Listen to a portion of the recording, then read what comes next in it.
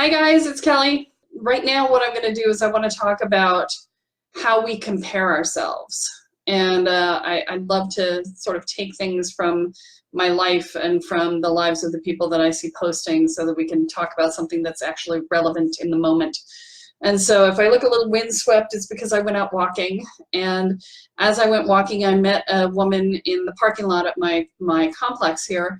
And she started talking to me, and I said, oh yeah, I'm getting my steps in, blah, blah, blah. And I said, and she said, oh yeah, me too. I try to get in 10,000 steps a day, but I don't do very well at it. I usually only make 7.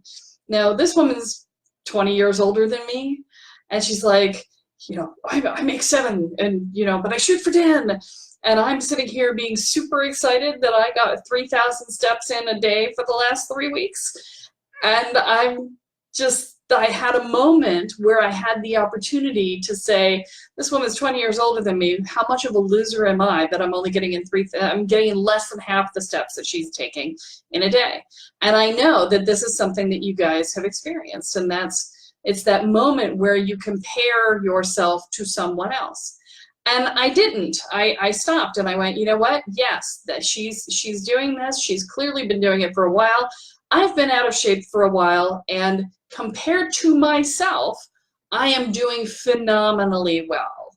I am getting in 3 times the amount of steps that I used to get on a regular basis, and it's creeping up as I go through the process. And I found myself having the energy to do an upper body workout and having the energy to do some stairs. And, compared to myself, I am doing very well. Compared to this nice lady who has clearly been doing her workouts for a while, whether she's 20 years older than me or not, I'm not there. And that's okay, right? It's okay to not be there. And, you have no idea what's going on. And oftentimes, something as simple as comparing steps to steps is easy. But we often do this to ourselves when we're, say, comparing our happiness to somebody else's happiness, or our sense of feeling comfortable in our skin to somebody else's sense of being comfortable in their skin, or, our feeling welcome to somebody else's feeling welcome. And these are things that are even more insidious because we compare our insides to what we perceive of someone else's outsides.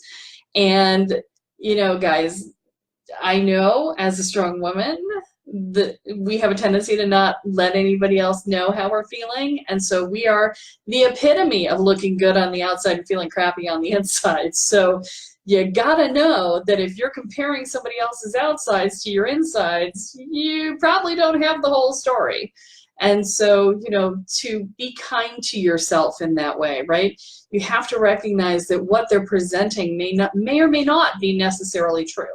And you don't know where that's coming from. And so as you go through your day, I encourage you to give up the idea of comparing yourself to somebody else, because there's no way you can have any idea what is going on in somebody else's insides. So if you want to count your progress, then you should count your progress against your previous progress. If you want to count your happiness, then you should count your happiness against your previous happiness. If you want to count your sense of feeling comfortable in your skin, then you count it against your existing sense of comfort in your own skin, rather than trying to go outside. So if you must compare, and I know we have to, I get it, but if you must compare, then compare against yourself, because then your progress is marked. Then your progress counts, right? Because if you do better today than you did yesterday, then you're awesome.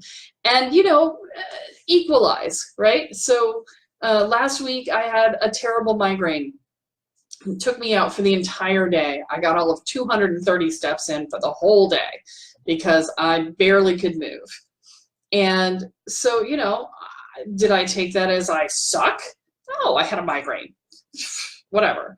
And I just did extra steps for the rest of the week so that it averaged out to 3,000 steps, right? So, feel free to average. Don't let the worst day of your week overshadow the other good days. That's another tip for making sure that you can maintain your happiness. Okay, so I'm gonna sign off for now. I will see you guys next week on Monday. Hope you have a great weekend. Bye.